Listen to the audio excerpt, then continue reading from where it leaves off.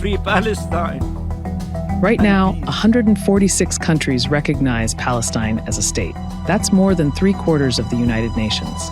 Most of Africa, Asia, Latin America, and the Middle East are on that list. But a handful of nations are holding out for now. Who recognizes Palestine and who doesn't?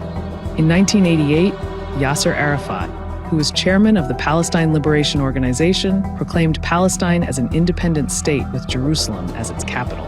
Algeria was the first to recognize Palestine, and within weeks, more than 80 countries joined them. Most were in the global south and the former Soviet bloc.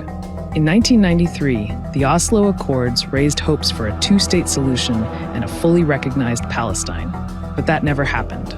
Still, by the end of the 20th century, more than 100 countries had recognized Palestine.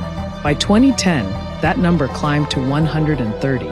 The next year, Palestinians pushed their campaign for UN membership. It ultimately failed. But in 2012, the Palestinian flag was raised at the UN headquarters after Palestine was made a non-member observer state.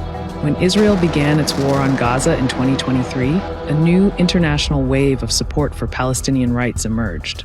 Since then, 10 more countries have recognized Palestine. More are now discussing doing so. But major powers are still holding back. Israel's staunchest ally, the US, has repeatedly used its veto power to block Palestine from becoming a UN member state. Western countries often only recognize states at the end of a peace process, not the beginning. Many of them are also allies of Israel. Now that consensus may be breaking.